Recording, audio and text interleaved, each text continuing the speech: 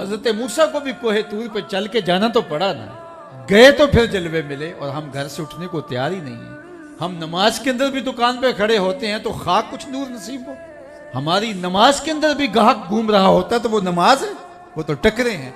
तो अगर हम उसके हो जाएं तो वो कहता हो के देखो जमाना तुम्हारा कर लूंगा। लेकिन फरमाया कि तुम ऐसे दुनिया में खोते हो कि तुम नमाज के अंदर भी दुनियादार रहते हो, नमाज पढ़ते हुए भी दुकान पे खड़े होते हो। तुम्हारा मसला ये है कि तुम्हारी भूख नहीं मिटती, दुनिया की प्यास नहीं खत्म होती, तुम दुनिया की जिंदगी को ही तरजीह देते हो, और फिर जब तुमने उस बेहतर को छोड़ा और कमतर को इख्तियार किया तो फिर इतनी बड़ी दौलतें तुझे नहीं मिलती। तो अगर हम उसके हो जाएं तो वो कहता हो के देखो जमाना तुम्हारा कर लूंगा, दुनिया तुम्हारे गिर्द घूमती नजर आएगी अगर तुम उसके हो जाओगे। जो अल्लाह का हो जाए फिर अल्लाह उसका हो जाता है, और जो अल्लाह का हो जाए और अल्लाह उसका हो जाए फिर अल्लाह उसको दर बदर नहीं होने देता।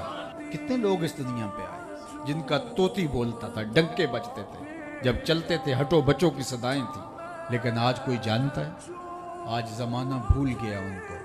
लेकिन जिन्होंने अपने आप को अल्लाह के लिए वक्फ कर दिया फिर अल्लाह उनके नाम के निशान नहीं मिटने देता। कितने लोगों की बादशाहतें आई, आज भी बादशाहतें आती हैं गुजरती हैं, 5 साल के लिए मुंतखब होते हैं, 3 साल के बाद डोलना शुरू हो जाते हैं। तरले मिन्नतें धांधलियां क्या कुछ करके हासिल करते हैं, लेकिन 5 साल भी पूरे नहीं कर पाते।